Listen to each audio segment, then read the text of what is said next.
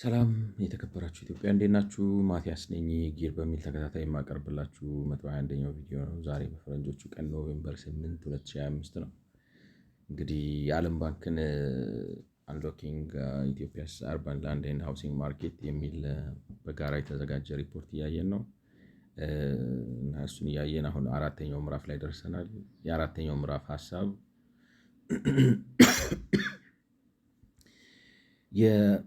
በፖሊሲ ሪኮሜንዴሽናቸው ማለት የኢትዮጵያን የከተማ መሬትና ቤት ችግር ካጠኑ በኋላ የሪኮሜንዴሽን ሀሳብ ማለት የምክረ ሀሳብ ብለው አቀረቡ።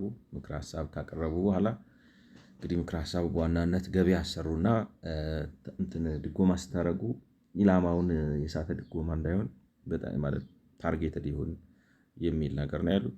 እንግዲህ እሱን እና ከዚህ አኳያ ገበያ ለማሰራት እና ኢላማውን የሚመታ የድጎማ ስርዓት ለማካሄድ አክሽን ፕላን መንግስት ሊተገብራቸው የሚችሉ አደራረጎች ዝርዝር አውጥተዋል ማለት ነው። ማለት አክሽን ፕላን እኔ እንደምንረዳው እንግዲህ ሮድማፕ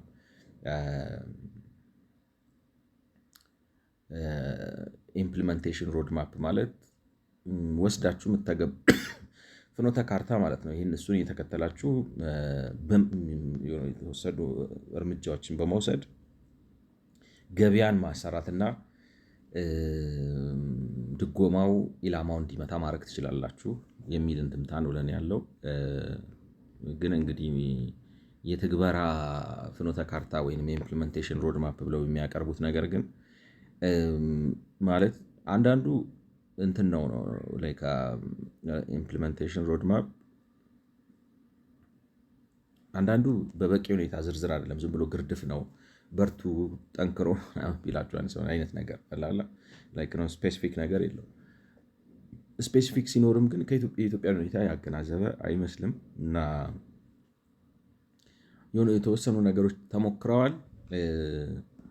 ግን ማለት እንግዲህ እንደሚመስለው አሁን እነሱ ወደ ማለት ያወጡት ማለት የብልጽግና መካከል ላይ ወይ መጀመሪያዎቹ አካባቢ ላይ ነው እና ብልጽግናም ሰምቶ የሆኑ ነገሮችን ያዋጣሉ ያላቸውን ነገሮች ወይም ይበጁኛል ብሎ ያሰባቸውን ነገሮች ለቅሞ ወስዶ ለመተግበር የሞከረ ነው የሚመስለው።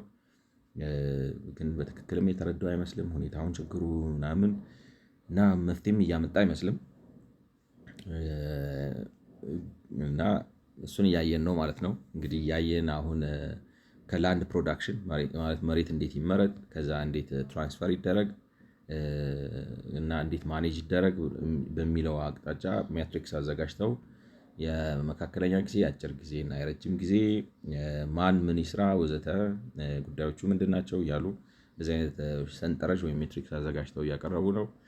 ይሄ እንግዲህ አሁን ሃውሲንግ ላይ ደርሰናል ማለት ነው። በዚህ በሜትሪክሱ የአጭር ጊዜ የለውም ነው ሃውሲንግ ገቨርናንስ የአጭር ጊዜ የለውም፣ የረጅም ጊዜ የለውም፣ የመካከለኛ ዘመን ምን ማለት ነው? ራሱ ጀስት ነው ላይክ ነው። ሚዲየም ተርም አውጥተው ጀስት ነው ላይክ ነው። ኦል ታይም ቢሉት የአጭር ጊዜ ያልሆነ የረጅም ጊዜ ያልሆነ የመካከለኛ ጊዜ አይዱን ነው። establish an interministerial task force under the leadership of the Prime Minister's office to define and institutionalize a new housing governance structure, initiate a consultative process with key stakeholders to craft a new housing strategy and policy. Introduce mechanisms that provide reliable market data for evidence-based policy making, develop program monitoring and evaluation. ሃውሲንግ ገቨርናንስ ራሱ what is this ነው ላይክ ነው። አሁን እንግዲህ የሚሉት ምንድነው እንደ ታስክ ፎርስ ግብረ ኃይል አይነት ነገር በጠቅላይ ሚኒስትሩ ቢሮ ስር የሚሆን እንደ ግብረ ኃይል ነገር ይቋቋምና ምን ለማድረግ ነው የሚቋቋመው? to define and institutionalize a new housing governance አዲስ የሆነ የቤቶች አስተዳደር ወይም የቤቶች ስትራክቸር ላይክ ነው ለመቅረጽ እና ተቋም ለመገንባት በሱ ዙሪያ እንደዚህ አይነት ነገር ይሰራ ነው። initiate a consultative process with key stakeholders to craft new housing strategy and policy. like ነው task force and what is housing governance and how does it relate with that is a question like ነው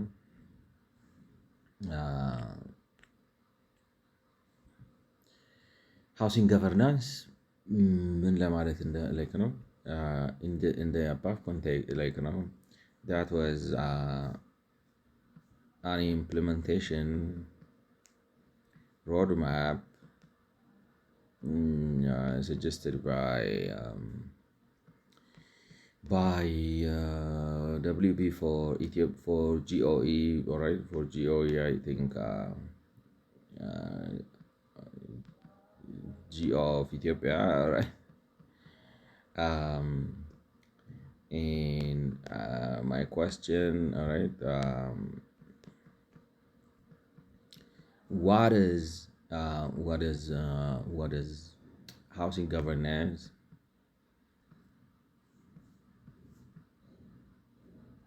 and how does it like what's housing governance in that context, in that context, it's shrouded with mystery. The question itself, can I suppose, excellent question. You are right to housing governance. Establish and the phrase housing governance is the system of institution, rules, and roles and coordination mechanisms that determine how housing policies are made, implemented, governance. What is Ministry of Urban, Cooperative, all right. The fragmentation means no single authority. So governance, how decisions are in finance, okay. Housing governance, okay. So it's about creating a coordinated framework, a formula, a formal mechanism that forces ministries and local government same housing governance rules and ስለዚህ እንግዲህ የሚመስለው ምንድን ነው ሃውሲንግ ገቨርናንስ የቤት ችግር በሀገር አቀፍ ደረጃ ለመፍታት በጠቅላይ ሚኒስትር ቢሮ ስር የተዋቀረ እና የሌሎቹን የሚኒስቴር መስሪያ ቤቶች ፒኤም ኦፊስ ለምሳሌ የጠቅላይ ሚኒስትሩ ቢሮ፣ የከተማ ልማትና ኮንስትራክሽን ሚኒስትሪ፣ የገንዘብ ሚኒስቴር፣ የገንዘብና ኢኮኖሚ ልማት ሚኒስቴር፣ እንደዚሁም ደግሞ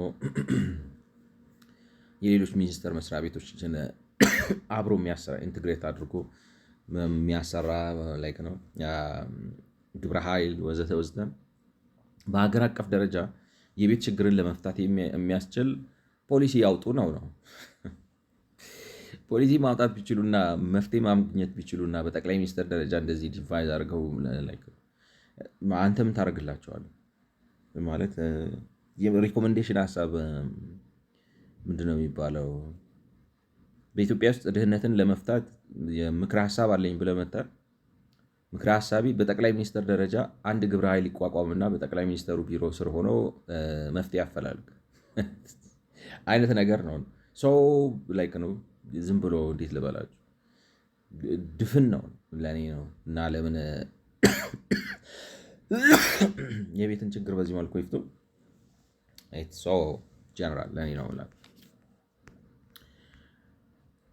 ስለዚህ አይኤችዲፒ ማለት እንዳልኩ ቅድም እንደሌሎቹ ነው ወይ አንዳንዱ በጣም ድፍን ይላል ወይ ደግሞ ዝርዝር ብለው ወደ ውስጥ ሲገቡ ከሀገሪቱ ተጨባጭ ማለት ከሌሎቹ ጋር መናበብ አይችልም ማለት መናበብ አይችልም። ለምሳሌ ከሊዝ የምታገኙትን ገንዘብ ወስዳችሁ ከሊዝ ሽያጭ የምታገኙትን ገንዘብ ወስዳችሁ መሰረተ ልማት ለአዳዲስ ለሚገነቡ ቤቶች ኦፍሳይት ኮንስትራክሽን እና ኦንሳይት ኮንስትራክሽን የምትሰሩበት ይሆን ወዘተ ወዘተ ይላሉ።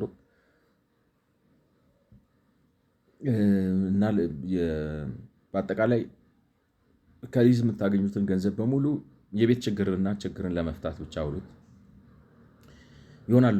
በኢትዮጵያ ተጨባጭ ሁኔታ መንግስት እንትኑን እንደሚያየው እንደ አንድ ምንጭ ነው የእንትን ምንጭ ነው ማን ነው ስሙ የገቢ ምንጭ ነው የሚያየው። ስለዚህ የገቢ ምንጩን ይህንን ተውና ይህንን አርግ ላይክ ነው በጀቱ ጋር አብሮ አይናበብም ነው ዳኒ ገብቷቸዋል። ስለዚህ አሁንም የሚሉት ነገር እኔ ዝም ብሎ ነው ግርድፍ ነው በጣም ግርድፍ ነው። እንደዚህ ማድረግ ቢችሉማ በቃ ላይክ ነው ተመካክረው እቅድ አውጥተው ወደ ፕሮግራም ወደ ስራ ገብተው መፍትሄ ማምጣት ቢችሉ ከሆነ የዓለም ባንክ ምክርና አጋዥነት ምን ያስፈልጋል? እንትኑ ሚኒስተሩም አልጠፋም ሚኒስተሮቹም አልጠፉም መስሪያ ቤቱም አልጠፋም ምናምን ግን ያንን ማድረግ የማይችሉበት የተለያየ ሰፊ ምክንያት አለ። እሱን የሚፈታ ምክር ሀሳብ ነው እንጂ ማምጣት ዝም ብሎ ታስክ ፎርስ አቋቁሙ ብሎ ምክር ወይም በለዛውም ኢምፕሊሜንቴሽን ሮድማፕ አይዶን ነው። እንግዲህ ከኮንዶሚኒየም አንጻር ይላሉ። ለዚህም እዚህ ጋር ሚዲየም ተርም ነው፣ ሾርት ተርምም የለውም፣ መካከለኛ ጊዜም የለውም፣ የረጅም ጊዜም የለውም። እንግዲህ ከ1 ዓመት እስከ 3 ዓመት የለውም፣ ከ4 ዓመት እስከ 6 ዓመት የለውም፣ ከ7 ዓመት እስከ 10 ዓመት ነው እና ከ1 ዓመት እስከ 3 ዓመት ተውት፣ ከ7 ዓመት እስከ 10 ዓመት ተውት፣ ከ4 ዓመት እስከ 6 ዓመት ግን የሆነ መፍትሄ አምጡ። እንደዚህ አይነት ሚኒስተር ይቋቋምና በ4 ዓመት እንዴት አድርጎ ነው የሚፈታው? ራሱ አሁን ማርኬቱን አንሊሽ የሚያደርገው በ4 ዓመት የሚገርም ነው። አይኤችዲፒ ኢንቴግሬትድ ሃውሲንግ ዴቨሎፕመንት ፕላን ነው እንግዲህ ኮንዶሚኒየም ነው አይኤችዲፒ የሚሉት ከአጭር ጊዜ አኳያ create IHDP HFC task force comprised of representing from MUDC, MOFEC, CB, Addis Ababa Housing Development Bureau, Housing Development Project Office in other cities where IHDP was built, and participate building contractors and suppliers design exit plan.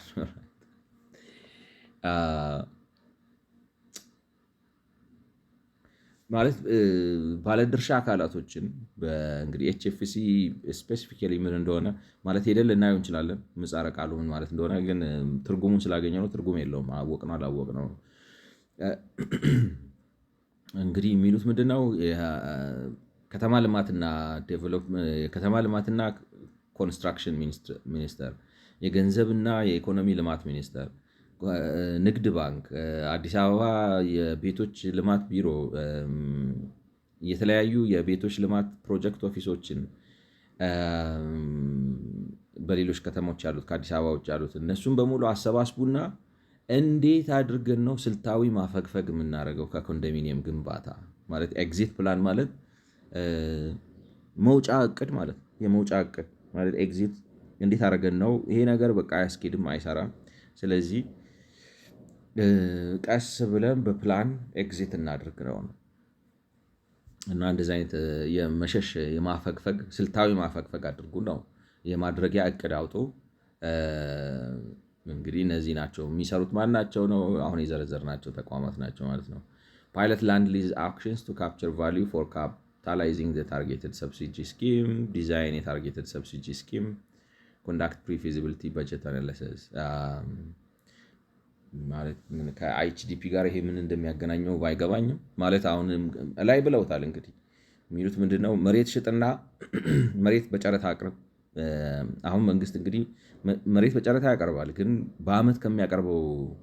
በአመት አምርቶ ከሚያቀርበው የጨረታ መሬት አንጻር ስታዩት 10%፣ 9% ምናምን ገደማ ነው የሚያቀርበው። ስለዚህ እሱን ተውና ሌሎቹን ደግሞ በጨረታ ያቀርብም ማለት በፖሊሲ ነው የሚያከፋፍለው፣ በድርድር ነው የሚሰጠው ማለት ነው። እሱን እንደዛ በፖሊሲ በድርድር ሲያከፋፍል ደግሞ ገቢ አያገኝ ነው። ለፖሊሲ አላማው ስለሆነ ምንድነው የሚባለው የሆነ የእድገት ምናምን ትራንስፎርሜሽን እቅድ ይኖረዋል። ከዛ እቅድ አኳያ ነው ነገሮችን የሚያከፋፍለው። ስለዚህ በገንዘብ አይሸጠውም። ምን ጥቅም ያስገኛል በሚል ነው። በሳ ገና ወደፊት ነው ካይንዳ ኢንቨስትመንት ነው የሚያደርገው። እሱን ተውና መሬቶቹን በሙሉ ለሁሉም አገልግሎቶች ከሞላ ጎደል ለራስህ ብቻ ለቢሮ ለምናምን ስትፈልግ ካልሆነ በስተቀር ሌሎቹ መሬቶች በጨረታ ሽጣቸው እና በጨረታ ስትሸጥ የምታገኘውን ገንዘብ ውሰድና ከእሱ ላይ እንግዲህ ከፊሉን ሌላ እንደገና መሬት ለመሸጥ ስታስብ አልምተህ ሽጥ። ምክንያቱም ብዙ ጊዜ ሳታለማ እየሸጥክ የሆነ ማለት ቅድም ያለው ይሄ ነው ላንድስኬፒንጉ አካባቢው በቃ ቤቶቹ ጂ+ ምናምን ሊሆኑ ይችላሉ፣ መንደሩ ግን ጢሻ ምናምን ሊሆን ይችላል። እና እሱን ነገር አስቀር። ኦፍሳይት ኮንስትራክሽኑን ስራ በከፊሉ ደግሞ እንትን አድርግ ነው። በከፊሉ ደግሞ ደጉም ነው አይኤችዲፒዎቹን ኮንዶሚኒየሞቹን እና ማለት እዛ ጋር ያቀረብኩት የበጀት እጥረት ችግሩ፣ ሁለተኛ የኮንዶሚኒየም ድጎማው ራሱ ሲደጉምም አልነበረም በፊትም ብዙ ችግር ነው የሚያስነሳው እና እኔ የሚሰራለት አይመስለኝም። ጥናት አድርገህ ምናምን ብለህ ከዛ በኋላ ማንስ ሊገነባ ነው? አሁን ገና ገብቷቸዋል። እንትንም ማቋቋም አለበት። አሁን ለምሳሌ የአዲስ የሊዝ አዋጅ ብሎ የሊዝ ሳይሆን የሪል ስቴት አዋጅ ብሎ ያወጣዋል። የሪል ስቴት አዋጁ ላይ ከ250 እስከ 2500 ቤት ምናምን የምትሰሩ ከሆነ መሬት በስፋት አቀርባለሁ በነፃ በድርድር ወዘተ ወዘተ የሚላቸው ነገሮች አሉ። አይሄድም ነው ከኢትዮጵያ ሁኔታ ጋር ልደጉም ቢልም ምክንያቱም እንትን ነው ከሰው ደሞዝ አንጻር ለምሳሌ እንዳልነው ደጋግመን እንዳልነው አሁን ባለው በሀገሪቱ ሁኔታ ደሞዝ እንኳን 100% ተጨምሮ ወይም 80% እና ወደዛ አካባቢ አይ ቲንክ በጣም ትልቅ ነው ብቻ የተጨመረው። እንደዛ ተጨምሮ እንኳን ከፍተኛ የደሞዝ ተከፋይ 39,000 ብር ያለው ሰው እጁ ላይ ተጣርቶ የሚደርሰው 24,000 ብር ስለሆነ በወር መክፈል የሚችለው 8,000 ወይም እንደዛ አይነት ገደማ ገንዘብ ነው 8,000 ወር ወረብ። ስለዚህ ያን 8,000 ወስዶ መበደር የሚችለው በአሁን ባለው በሀገሪቱ ሁኔታ የሪል ስቴት የቤት ልበደር ቢል ኢንትረስት ሬቱ 14% ነው። ማክሲመም 10 ዓመት ወይ 20 ዓመት ነው የሚሰጡት። ስለዚህ ስታሰሉት 600,000 ብር ምናምን ነው። በ600,000 ብር ምን አይነት ቤት አለ? የለም። ገብቷቸዋል። በ600,000 ብር እንዴትም ብታደረጉት ካለው ከነገሮች ኮስት አኳያ በ600,000 ብር ምናልባት አንድ መኝታ ቤትም አይመጣም ነው ማለት 1 ሚሊዮን ብር ነው የሚመጣው። እንዲያውም ባለፈው ስንሰራው 1 ሚሊዮን ምናምን ብር ይመጣል ወይም 900,000 ብር በጣም አብቃቀታችሁ። ስለዚህ በአንድ መኝታ ቤት 300,000 ብር መንግስት ሊደጉም ነው ያዋጣ። አይ ዶንት ቲንክ ሶ። እና ያው እኔ መፍትሄ የሚሆን አይመስለኝም። የዓለም ባንኩ ምክር ነው የምላቸው። አክሽን ፕላን ብለውታል። አይ ዶንት ቲንክ ኢትስ አክሽን ፕላን ላይክ ናው ኢትስ ናት ኢምፕሊመንተብል ነው። በመካከለኛ ጊዜ እንግዲህ የሚሉት ኤክስፓንድ ታርጌትድ ሰብሲዲ ስኪም ፋይን ቲዩኒንግ ኤሊጂቢሊቲ ክራይቴሪያ ቱ ኢምፕሩቭ ታርጌቲንግ ኤንድ ሪች ሎወር ኢንካም ሃውስሆልድስ።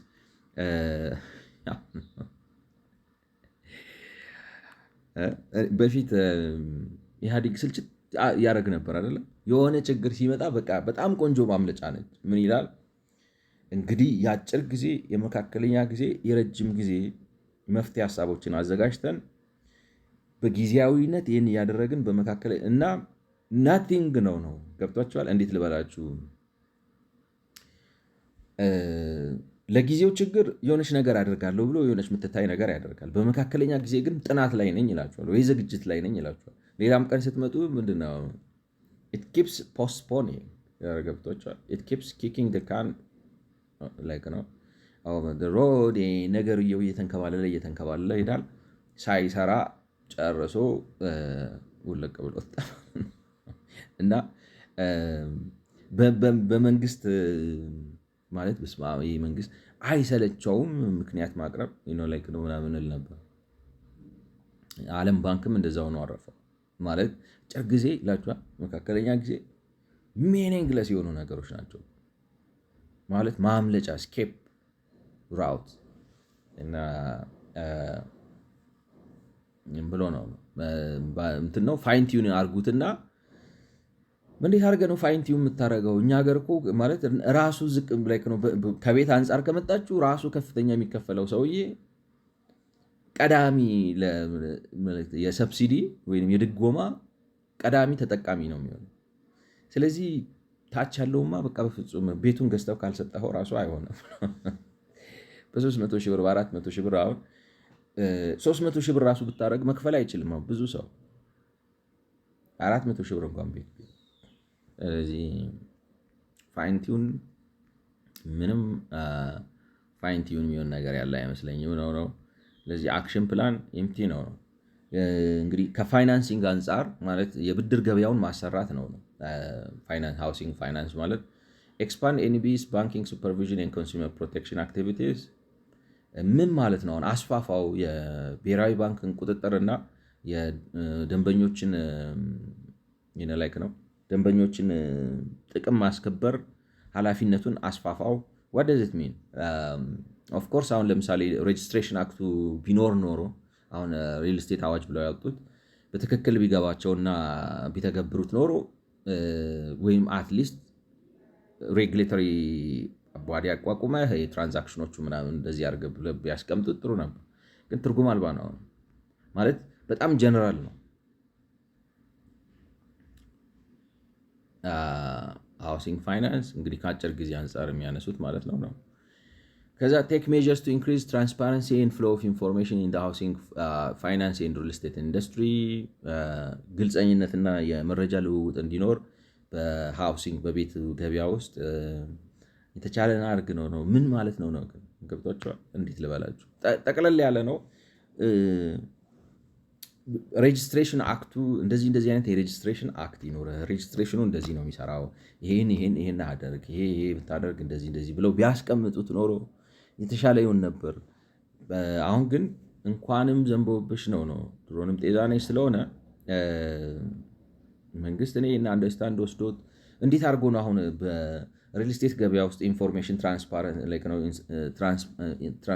ግልፀኝነትና የመረጃ ልውውጥ በጣም እንዲሳለጥ ሊያደርግ የሚችለው እንትን ካላደረገ፣ አሁን ለምሳሌ ሬጅስትሬሽን አክት ቢያደርግ ኖሮ ራሱ የመረጃ ማዕከል ይሆናል ይላቸዋል። ራሱ አይደለም ራሳቸው ብለዋል። ያንን አሁን እንደዚህ አክሽን ብለው ሲመጡ እንደዚህ አድርገህ የቁጥጥር ስርዓት ብትዘረጋ ያ የቁጥጥር ስርዓቱ ለምሳሌ እኔ ጋር ያልተመዘገበ ሰው ቤት መሸጥ አይችልም ብለህ ካስገደድክና እንደዛ አይነት ነገሮችን ካደረግ ምን ያህል ቤት ተሸጠ፣ ማን ሸጠ፣ ማን ገዛ ወዘተ መረጃ ይኖርሃል።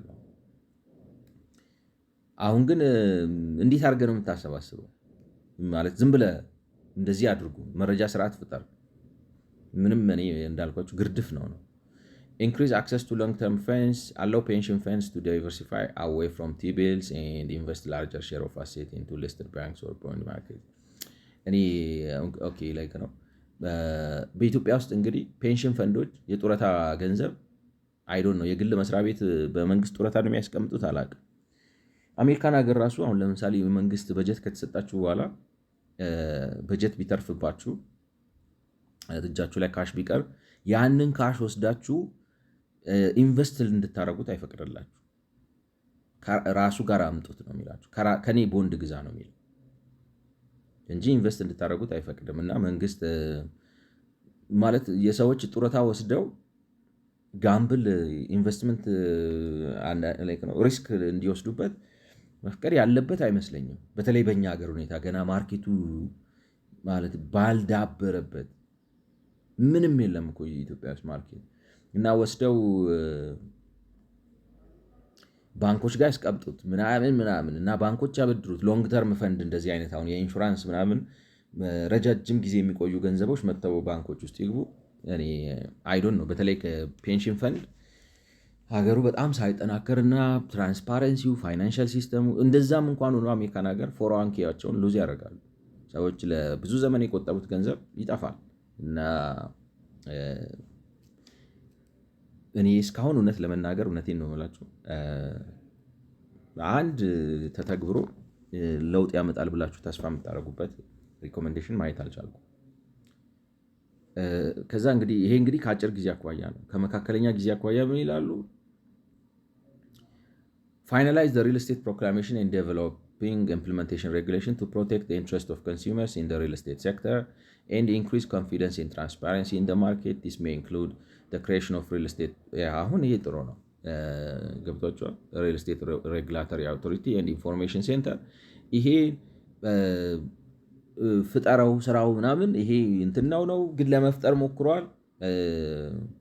አይታችሁት እንኩቶ ባዶ ነው። ምንም ማለት ምክሩ አሪፍ ነው። ይሄ ሪል ስቴት ሬጉሌተሪ አውቶሪቲ እና የመረጃ ማዕከል ማለት እንቅስቃሴውን ምናምን የሚመዘግብ አብሮ የሚመጣ ነገር ነው። ራሱ ዴቨሎፕ ያደርጋል። በተለይ ሪል ስቴት ሬጉሌተሪ አክት ፍጠር ነው በዛ በሪል ስቴት ፕሮክላሜሽን ግን አይተነዋል ነው የፈጠረውን እንኳን የደንበኞችን ጥቅም ፕሮቴክት አድርጎ የመረጃ ማዕከል ሊፈጠር ቀርቶ ምን ለማለት እንደፈለገ ራሱ ምንም ግልፀኝነት የጎደለው በጣም ላይክ ነው ውትፍትፍትፍ ያለ ነገር ነው። ኤክስፕሎር ጋራንቲ ፕሮግራምስ ዛት ከቨር ፐርሰንቴጅ ኦፍ ዲፎልት። እንግዲህ ዲፎልት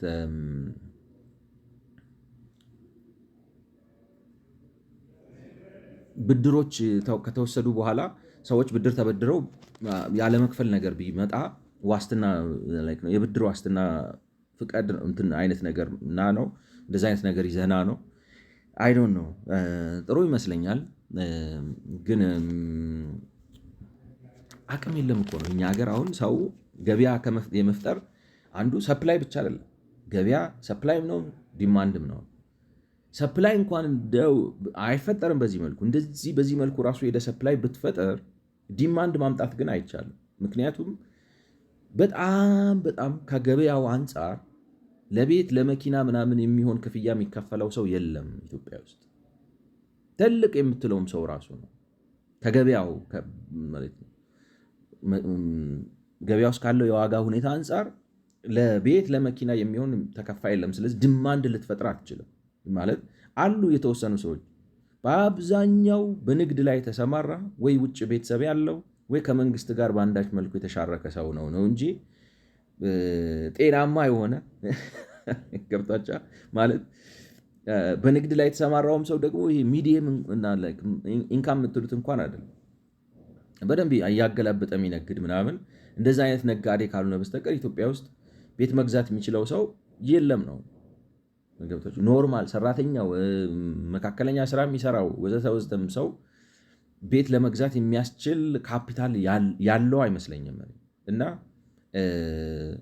ጋራንቲ እንዴትም አድርገህ ነው የምታዘጋጀው? ራሱ እሱ ችግር ነው። ጋራንቲ እኮ የምታዘጋጀው ብዙ ሰው ሰርቶ ጥቂት የሚጠቡ ሲኖሩ፣ አሁን ለምሳሌ ኢንሹራንስ የሚሰራው ላይ አደጋው ፕሮባቢሊቲው በጣም ዝቅተኛ ስለሆነ ነው እንጂ ሁሉም ሰው ላይክ ነው። ዛሬ ማለት አሁን አሜሪካ ነገር የቤት ኢንሹራንስ ትገባላችሁ፣ ግን ቶርኔዶ ወይንም ደግሞ እንደዚህ አሁን ይሄ እንደ ሱናሚ አይነት ነገር እንደዚህ ውሃው ገልብጦ ሲመጣ ወዘተ አንዳንዴ የአገር መንደር አጥለቅልቆ ሊያጠፋ ይችላል።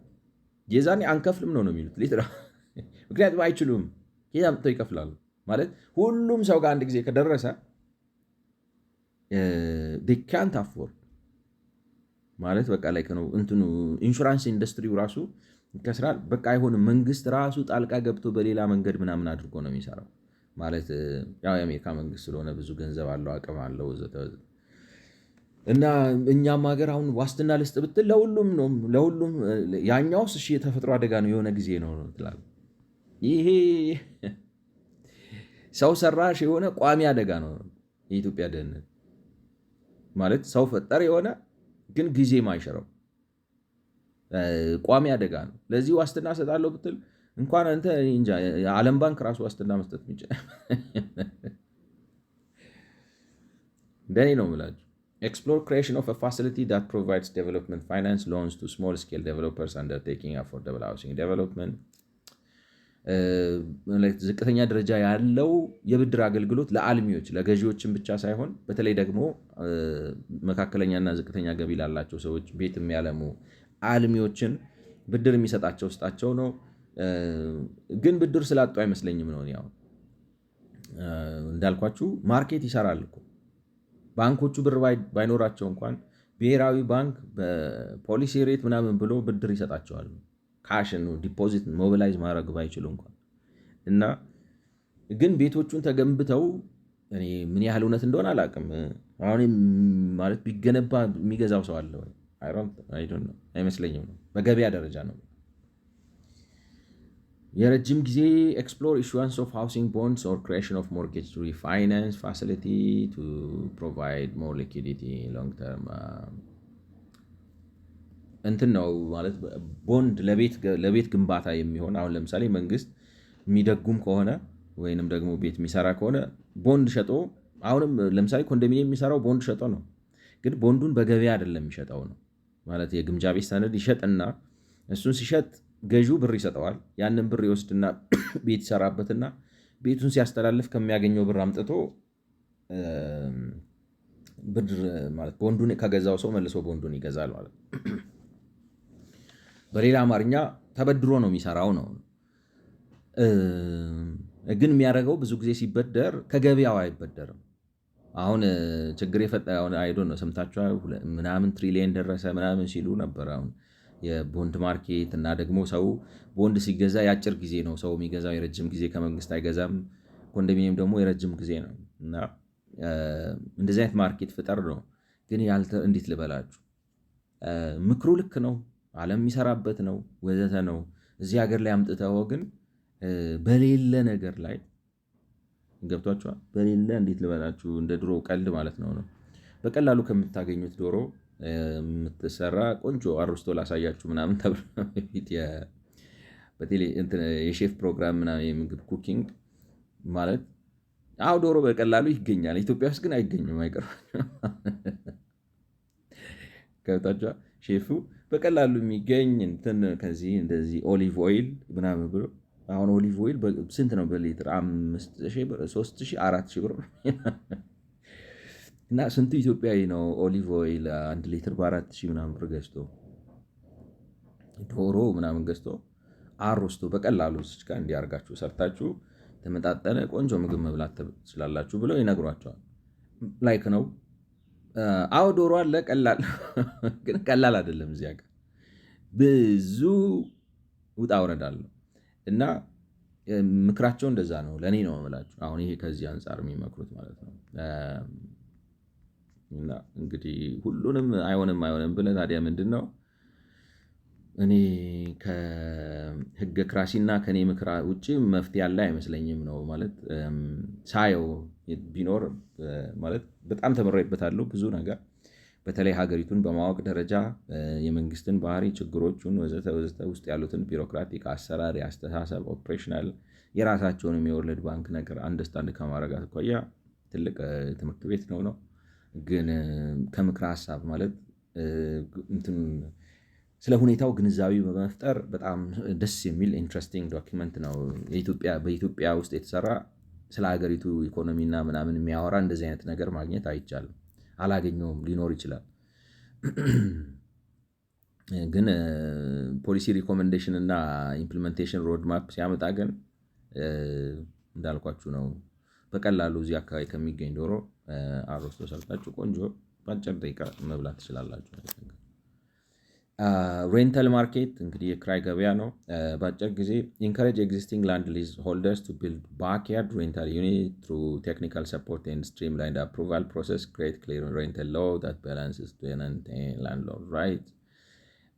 እንግዲህ ከተማ ልማትና ምናምን ኮንስትራክሽን ሚኒስቴር እና ህግ አውጪዎች ተባብረው ሰዎች ከኋላ ሰርቪስ እየሰሩ ቤት እንዲያከራዩ አበረታታ ነው የክራይ ገበያውን ለማሻሻል ማለት ሰዎች ሰርቪስ እየሰሩ ከኋላ ለዛ አድርገው ያድርጉ እና ህግ አውጣና እንትን በላቸው ሁለቱም እንዲጠቀሙ እንትኑ አከራዩም እንዳይጎዳ ተከራዩም እንዳይጎዳ የሚያቻችል ሚዛናዊ የሆነ ህግ አውጣ ነው። አይ ዶንት ኖ ላይክ ነው ሰው መካሪም አይፈልግም ይመስለኝ። ገብቷቸዋል። ምናልባት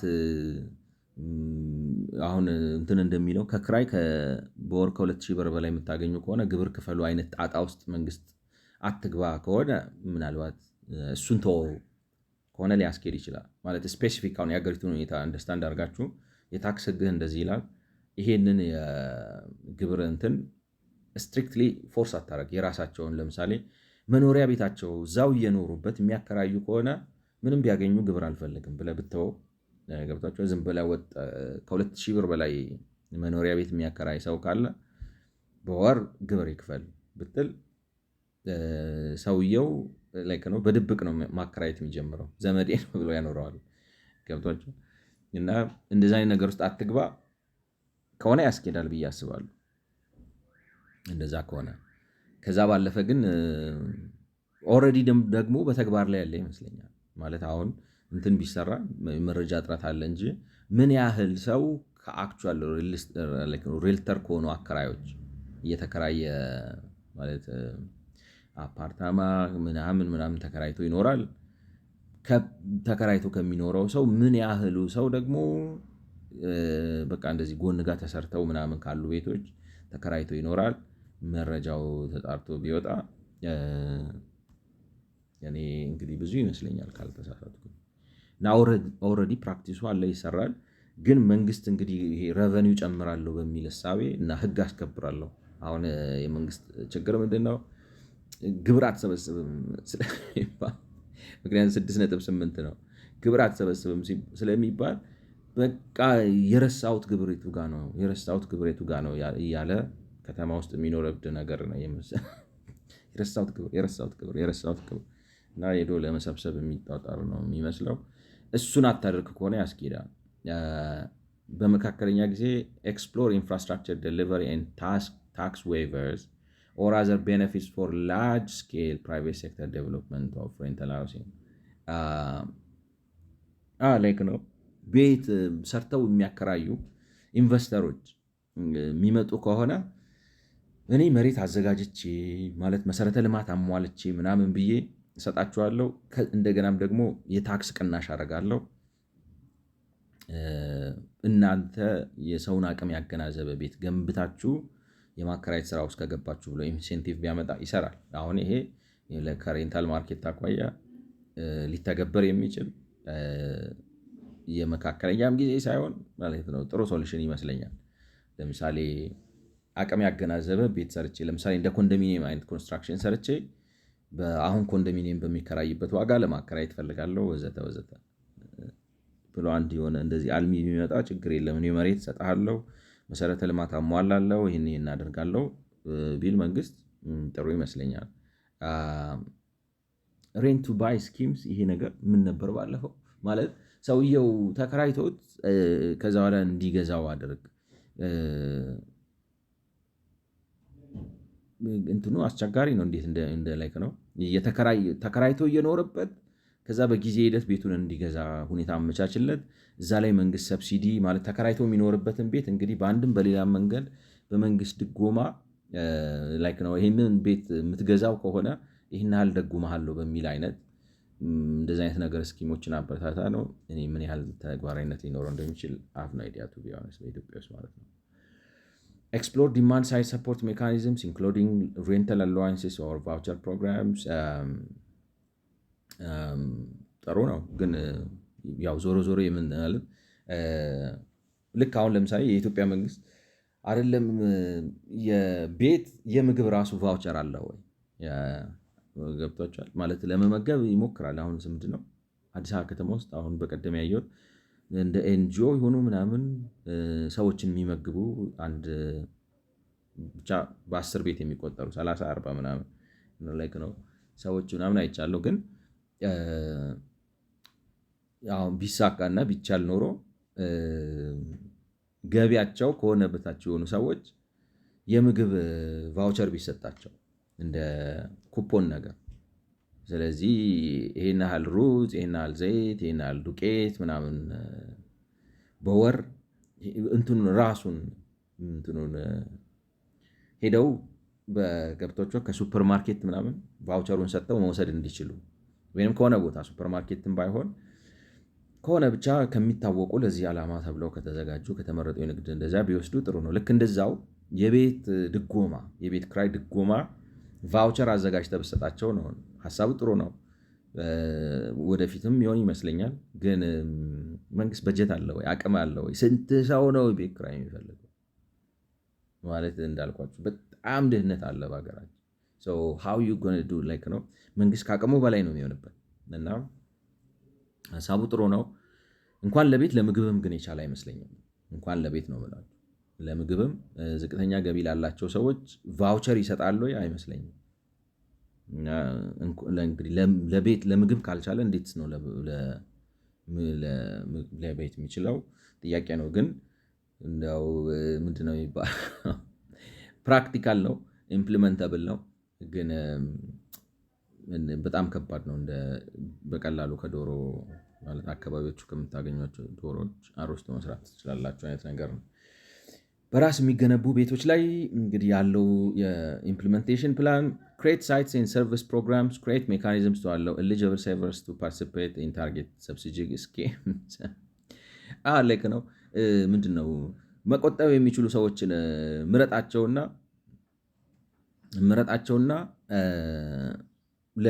ተመረጠ። ለምሳሌ አሁን ቤት ለመስራት ፈልጋለሁ እና ይህን ያህል ብር ቆጥባለሁ በየወሩ የሚሉ ሰዎችን ያቸውና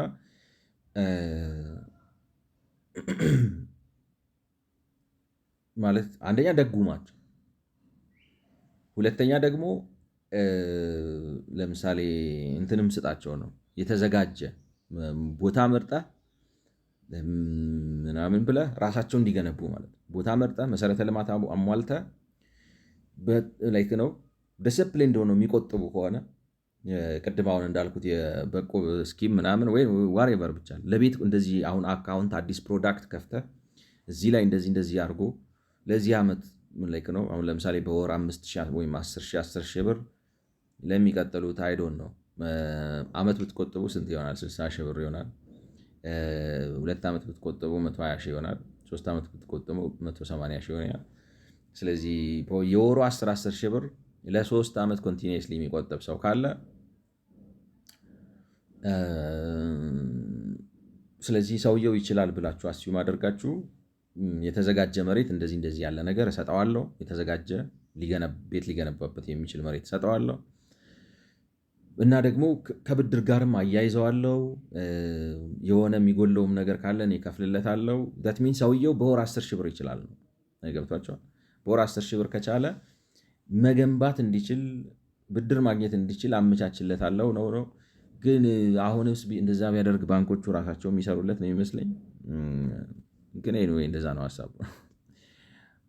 ኦን ቤስት ፕራክቲስ ፎር ኢንክሪሜንታል ቢልት ሃውሲንግ ኢጂ ዲዛይን ላይክ ነው ቴክኒካል አሲስታንስ ዲዛይን ኮንስትራክሽን አሁን የህንዱን እንዳየነው ማለት ነው። ባለቻቸው በዛች 21 ካሬ ሜትር መሬት ላይ 3 ወደ ላይ ፎቅ እሰራለሁ ብሎ ካሰቡ የሆነ የእርዳታ የቴክኒክ ኢንጂነሪንጉን ዲዛይኒንጉን ምናምን አዘጋጅተህ በዚህ መልኩ ስሩት። ስትራክቸራል ኢንቴግሪቲውን ለማስጠበቅ መሰረቱን ይሄን ያህል ቆፍሩት፣ መሬቱ አፈሩ ባህሪው ይሄ ነው ምናምን የሚል አሲስታንስ ስጣቸው ነው። ኢትስ ቱ ፋር እኔ ላይ ኢትዮጵያ ነው የምላችሁ ማለት በጣም አክቲቭ የሆነ የተሳትፎ ንቃት ያለው ተሳታፊ መንግስት ነው። ሪሊ ዴቨሎፕመንታል የሆነ ስቴት ይጠይቃል። የኢትዮጵያ መንግስት እኮ ዴቨሎፕመንታሊዝም አይዲዮሎጂ ነው እንጂ የሚመስለው እንደዚህ የሚል አይደለም እና አቅም አለው። አይ ዶንት ቲንክ ሶ። assist microfinance institutions in developing construction technical assistance tools to support housing developing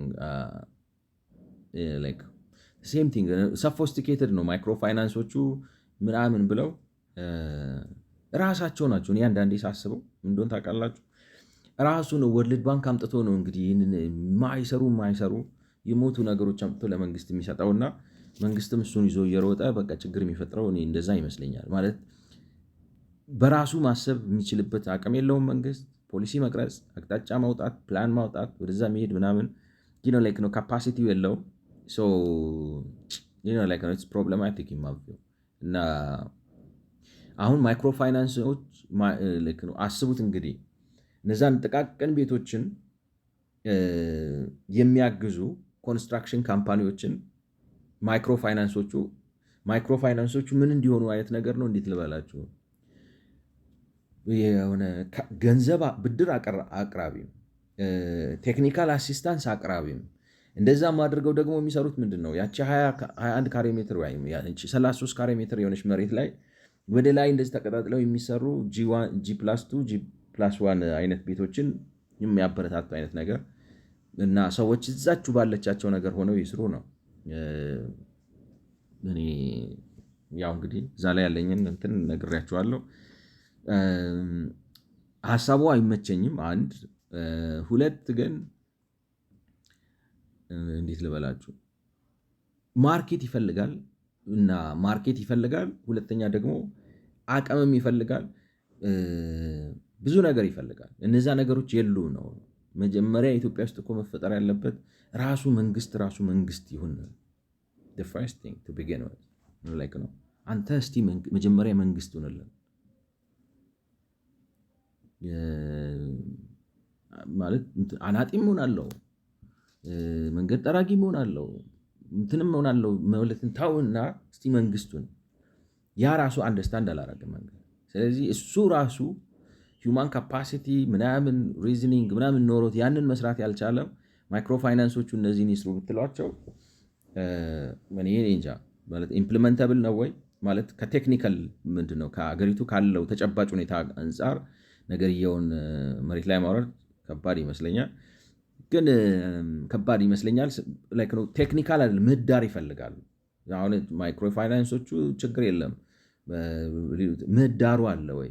ምህዳሩ ሰፊ ነገር ነው። ያ ምህዳር የለም፣ ግን ኢምፕሊመንተብል ነው ከተሰማና ምህዳሩ ከኖረ እና ደግሞ ውጤቱም ዞሮ ዞሮ ከ40 ዓመት በኋላ ጥብቅብቅ ያሉ በአንድ ክፍል ላይ ወደ ላይ 3 ፎቅ ምናምን የሆኑ ቀጫጭን ሳር የመሳሰሉ ህንፃዎች ማውጣት እኔ የቤት ችግር መፍቻ ማለት በራስ ተነሳሽነት የቤት ችግር መፍቻ ነው የሚል እምነት የለኝም።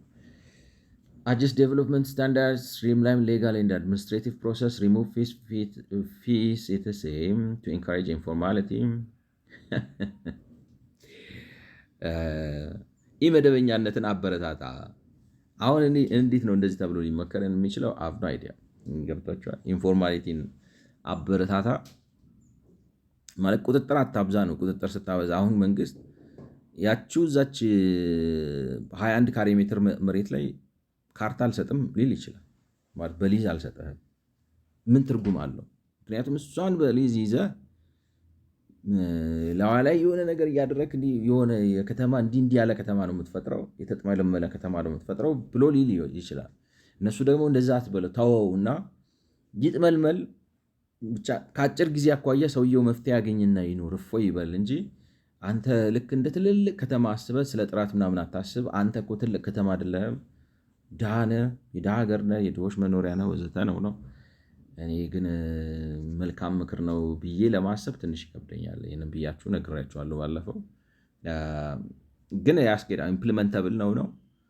አውትፑቱ ግን ኢትስ ጎይንግ ቱ ቢ ሜሲ በእኔ እምነት። ኤክስፕሎር ኮሚኒቲ ቤዝድ አፕግሬዲንግ ፕሮግራምስ ምናልባት ይሄ ሊያስኬድ ይችላል። ግን እንዴት ታደርጉታላችሁ? አሁን ለምሳሌ እያንዳንዳቸው የሆነ ጥምልምል ቤት ከሚሰሩ እዛች 60 በ60 ወይም 60 በ40 የሆነች ካሬ ሜትር ላይ በጋራ የሆነ የጋራ መኖሪያ ቤት ኮንዶሚኒየም ቢሰሩ ቢችሉ ራሳቸው ፕሮጀክቱን ወስደው ቢሰሩት አሪፍ ነው። how do you do that?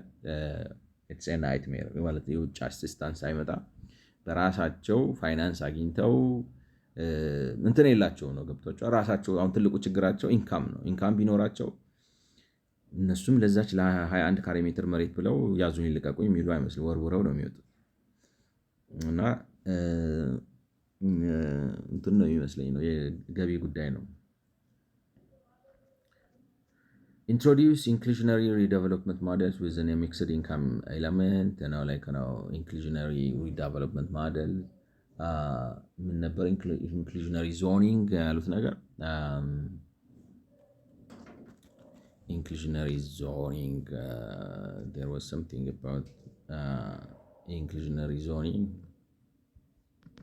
inclusionary all right inclusionary zoning all right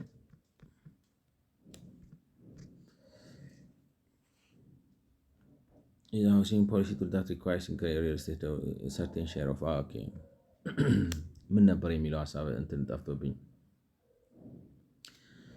ያ እንትን ነው አልሚዎች ሲያለሙ የተወሰነውን ከናንተ መካከል ከቤታችሁ ለምሳሌ 100 ቤት የምትሰሩ ከሆነ 25ቱን ቤት ርካሽ አርጉት እና በርካሽ ማለት ልክ እንደ ለምሳሌ ጸዳ ያለ ቤት የሚሰሩ ከሆነ 75ቱን ጸዳ አርጋችሁ ስሩ፣ 25ቱን ግን ርካሽ አርጋችሁ ዝቅተኛ ገቢ ላላቸው ሰዎች እንዲሸጥ አርጋችሁ ስሩ። እንደዚህ አይነት ነገሮችን አበረታታ ነው ልክ ነው እንዳልኳችሁ። ግን ያው እስካሁን የጠቀስኩትን ዘርፈ ብዙ ችግሮች ይዞ የሚመጣ ነው የሚመስለኝ ነው። ኮኦፕሬቲቭ ሃውሲንግ የማህበር ቤቶች ሪቨርት ቱ አሎኬቲንግ ሰርቪስ ላንድ ቱ ኮኦፕሬቲቭ ዊዝ አቴንሽን ቱ ሎኬሽን ይሄ ይልቅ ጥሩ ይመስላል። ማለት በጣም ማለት በማህበር ሰዎች ቤት ለመስራት ሲፈልጉ ጥሩ የሆነ ማለት እዚሁ አካባቢ ቅርብ የሆነ አውጥተህ ዳር ላይ ምናምን ሳይሆን እዚሁ ልክ ነው ከተማ መሀል አካባቢ መሬት ፈልገ በማህበር ተደራጅተው ለሚመጡ ሰዎች መሬት ስጣቸው ነው። እና መሬት ስጣቸው ደግሞ ዝም ብሎ ሳይሆን የተዘጋጀ ጠርገ መንገድ ጠርገ ሌቭሊንጉን ሰርተ መሰረተ ልማት አሟልተ ምናምን ብለ ማህበር ተደራጅተው የሚመጡ ከሆነ ስጣቸው ነው። አሪፍ ነው። አቴንሽን ቱ ሎኬሽን ወደ ከተማ መሀል አካባቢ ኤክስፓንድ ሰፕላይ ኦፍ ሰርቪስ ላንድ ትሩ ኦክሽን። እንደዚሁም ደግሞ ለማህበር የሚሆኑ ቤቶችን በጨረታ የማቅረብ ሂደቱን አጠናክረው ነው። ስኬል ባክ ኦቨርሳይት ኦፍ ኮርፖሬሽን ኮንስትራክሽን ፕሮቫይድ ኦፕሽናል ዲዛይን ፕላንስ ሊፍት ኦር ሎወር ዲፖዚት እንትንም ያስቀምጣል መሰለኝ። በማህበር ተደራጅተው ሲመጡ እንደዚህ አይነት ቤት ነው የምትሰሩት ይላል። ዲዛይን እንትኑን ዝቅ አድርገው የዲፖዚት ሪኳየርመንቱን ቀንሰው ማለት 100% ይዘው ካልመጡ የግንባታ ፍቃድ አይሰጣቸው ማለት ነው። ከላይሰንስ ከመስጠት ምንድነው ሊዙን ከመስጠት ጀምሮ እስከ ግንባታ ፍቃድ መስጠት ድረስ 100% የቤቱን ዋጋ መገንቢያውን ዋጋ በአካውንታቸው ካላስገቡ በስተቀር አይሰጣቸውም። እና ያንን ሎወር አድርገው ነው። ግን ጥሩ ሀሳብ ነው ያቀልላቸው ማለት ነው። ችግሩ ግን የመሬት ውድነት ምናምን ስላለበት ነው። እሱ አሁን እንደዛ ማያደርግበት ምክንያት ከብዙ ምክንያቶቹ አንዱ ምናልባት በዚህ መልኩ መሬት እየወሰዱ የመሬት ነጋዴ ይሆናሉ የሚል ስጋት ነው። የተወሰነ ነው ተቀባይነት አለው ከእሱ አንጻር። ግን የፈጠረው የመሬት ንግዱን እሱ ራሱ ነው። እንዴት ልበላችሁ፣ ሌሎቹን ነገሮቹን አስተካክሎ ከመጣ ያሁን የኮኦፕሬቲቭ ሃውሲንግ ላይ የአጭር ጊዜ ብለው ያስቀመጡት እንትን የሚሰራ የሚተገበር ጥሩ ሀሳብ ነው የሚል እምነት አለኝ ማለት ነው። ሚዲየም ተርም ፕሮቫይድ ጋይድላይንስ ኦን ኮኦፕሬቲቭ ማኔጅመንት ቤስት ፕራክቲስስ፣ መመሪያዎችን አዘጋጅ። ስለዚህ የማህበር ቤቶችን የማስተዳደሩን ጉዳይ የሚያሻሽሉ የሚያጠናክሩ ማለት ነው። ፕሮቫይድ ኦር አሰስ ኮንቲኒዌሽን ኦፍ ታክስ ኤግዘምፕሽንስ ኦን ቦዝ ሰፕላይ ኤንድ ዲማንድ ሳይድ። አበረታታ ነው የግብር እፎይታ ምናምን በመስጠት ማለት ገንቢዎቹ ለምሳሌ ለማህበር ነው ኮንትራክተሮች አሁን ለማህበር ቤቶች ቤት ገነባለሁ ብለው ከማህበር ጋር የሚሉ ከሆነ ለምሳሌ የግብር እፎይታ ምናምን በመስጠት ስለዚህ በርካሽ ይገነቡላቸዋል ማለት ነው። ማለት የግብር ክፍያ ከቀነሰላቸው በማህበር ቤት ለሚሰሩት ሰዎች የማህበሩን ቤት በርካሽ ይሰሩላቸዋል ማለት ነው። ስለዚህ እንደዛ ስታደርጉ ለነዛም ታክስ ኤግዘምፕሽን። ስለዚህ ምናልባት እንግዲህ በማህበር ቤት እየገነቡ ከሆነ የደሞዝ ገቢ ግብር ግማሽ ልታደርግላቸው ትችላለህ፣ ልትቀንስላቸው ትችላለህ ወዘተ። እንደዚህ በሁለቱም ሳይድ ግብርን ተጠቀምና ዋጋውን ለማርከስ ተጠቀም ነው። ጥሩ ሀሳብ ነው። ጥሩ ሀሳብ እንዳልኳችሁ ግን ያው አሁን እንደዛ ስታደርጉት ከምን ጋር ይመጣል ማለት ነው። መንግስት የበጀት ኦልሬዲ ታክስ ቱ ጂዲፒ ሬሽ ወይ መሬት ሊነካ ነው እያለ ነው። እንደገና እንደዚህ ካረኩኝ መሬት ሊነካ ነው ብሎ ስለሚያስብ ይያያዝበታል ብዬ ነው ማስበው። ግን እንደ ምክር መልካም ሀሳብ ነው። ግራንት ኮኦፕሬቲቭ አክሰስ ቱ ዳውን ፔመንት ሰብሲዲ ፕሮግራም ትሩ ኮንትራክቹዋል ሴቪንግ ስኪምስ አት ሰሌክት ባንክስ። ምን ማለት እንግዲህ ዳውን ፔመንት በማህበር የሚሰሩ ከሆነ ዳውን ፔመንት ለምን ያስፈልጋቸዋል አላውቅም። ማለት እንትኑ ሬጉሌሽኑን ካላላህላቸው ምናምን በማህበር ተደራጅተው መጥተው ባላቸው ብር ቤቱን በጊዜ ጀምረው በእቅድ መሰረት ወዘተ ወዘተ በጊዜ እንዲሰሩት ከፈቀድክላቸው ዳውን ፔመንት ምናምን እዚህ ጋር ምን ሊያደርግ እንደሚችል አብኖ አይዲያ ሬሌቫንስ ያለው መስሎ አልታየኝም።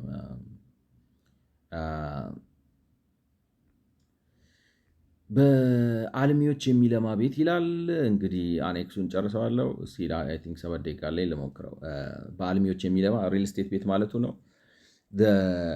introduce incentive to encourage private developer supply of housing for income not just ሳይፈልጉ ቀርተው ነው ማለት አበረታታቸው ነው። አልሚዎች ከፍተኛ ገቢ ላላቸው ሰዎች ብቻ ሳይሆን ዝቅተኛና መካከለኛ ገቢ ላላቸውም ሰዎች ቤት ሰርተው የማስረከብ ስራ እንዲሰሩ አበረታታቸው ነው። እነሱ ስላልፈለጉ ነው ወይ መግዛት የሚችለው ሰው ስለሌለ ነው እንጂ ገዢ ካገኙ ማለት ምን ልበላችሁ ለድሃ አልሸጥም የሚል ሰው አለ ነው። ብር እንትን አለው ድሃ ያለው 100 ብር ነው። ከቢሊዮነሩም ይምጣ ማለት በጣም ከተቸገረው ከታች ያለው ይምጣ 100 ብር ነው። አይ ዶንት ቲንክ ዴይ ኬር ካረጉ ዴይ አር ማድ ማለት ነው። ክሬዚ ናቸው። እና አበረታታቸው ነው። በሌላ አማርኛ እንግዲህ ወይ ታክስ ኢንሴንቲቭ ስጥ ምናምን ነው ሴም ቲንግ ነው። ኢንትሮዲውስ ሎው ሌቭል ኢንክሉዥነሪ ዞኒንግ ሪኳየርመንት ነው። ዝቅ ያለ አሁን ከፍ አደረገው ይመስለኛል 25% እስከ 40% ይላቸዋል። ቤት የምትሰሩ ከሆነ የጋራ መኖሪያ ቤት የምትሰሩ ከሆነ ከ25% እስከ 40% ዝቅተኛና መካከለኛ ገቢ ላላቸው ሰዎች የምትሰሩ ከሆነ መሬት በስፋት ትሰጣቸዋለሁ።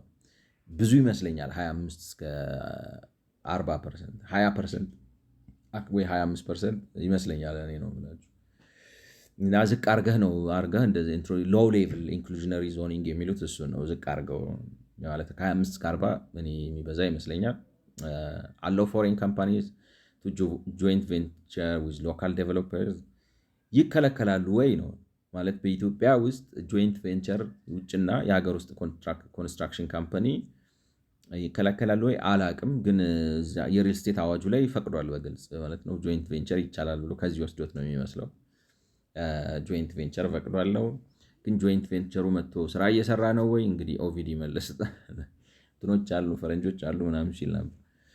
PPPs like private public partnership, engage expert consultants, implement clear and transparent PPP framework, identify priority areas for PPP, pilot industrial park PPPs. እንግዲህ ፒፒፒ ላይክ ነው ተጠቀምበት ነው ስትጠቀምበት ያ ላይክ ነው ይሰራል። እኔም እንግዲህ ሪኮመንድ ያረኩት ያ ጊር የሚለው ፕሮግራም ፒፒፒ ነው። ፓይለት በኢንዱስትሪያል ፓርክ ጀምረው ይላል በሙከራ ደረጃ። ምክንያቱም ኢንዱስትሪያል ፓርክ አካባቢ የቤት እጥረት ስላለ ማለት ነው። ችግሩ ግን ምንድን ነው? ጆይንት ቬንቸር አድርጋችሁ ሰራችሁት ማለት በፒፒፒ ሰራችሁት። ከዛ በኋላ እኔ እንዴት ልበላችሁ፣ አሁን ትልቁ ችግር አንዱ ግማሹ ኢኩዌዥን ዲማንዱ ነው። ስለዚህ ሰው ዜጋው በዚህ በፒፒፒ ራሱ ተሰርቶ ቢቀርብለት መክፈል የሚችል አልመሰለኝም ነው። አሁን ኢንዱስትሪያል ፓርክ ጋር ደሞዛቸውን እንግዲህ ስንሰማው የሚገርም ነው። በ2000 ብር በሪል ስቴት ዴቨሎፐር የተደረገ መታጠቢያ ቤት ምን ያለው ቦታ ማግኘት ይቻላል ወይ? አይ ዳውት። እሱን ነው የምላችሁ። እንግዲህ ከመካከለኛ ጊዜ አንጻር ፕሮቫይድ ጋይድላይንስ ኦን ፕሮፐርቲ ማኔጅመንት ስፔሻሊ ፎር ሬንታል ማርኬት፣ ኢንክሪዝ ኢንክሉዥነሪ ዞን ኦብሊጌሽንስ፣ ኢንትሮዲውስ ፔመንት ኢን ሊeu of fulfilling social housing requirement and TDRs, whatever, like transfer development rights, scale up PPP activity.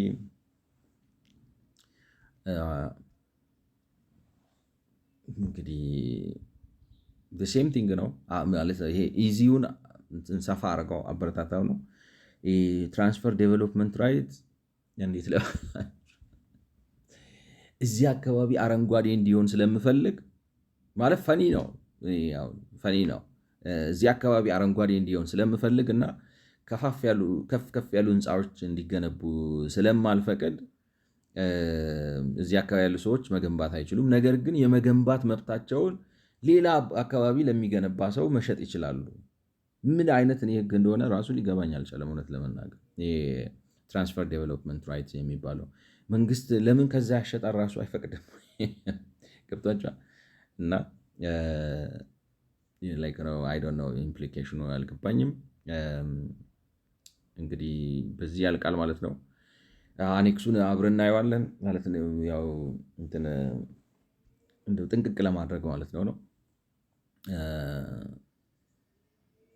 እንደምታዩት ግን ወይ ከሀገሪቱ ሁኔታ ተጨባጭ ሁኔታ ጋር አይሄድም ወይ ደግሞ ከላይ ነው እና እኔ ተተግብሮ ችግሩን በመግለጽ እና በማስተማር ረገድ በጣም ከፍተኛ ሚና አለው ለእኔ ነው የምላችሁ። ከተግባር አኳያ ግን ከመንግስት የአረዳድ ችግር ጋር ተዳምሮ እኔ ውጤት ያመጣል ብሎ ተስፋ ለማድረግ የሚያስቸግር ነው። ስለሰማችሁኝ አመሰግናለሁ። በ122ኛው ቪዲዮ እንገናኝ። መልካም ጊዜ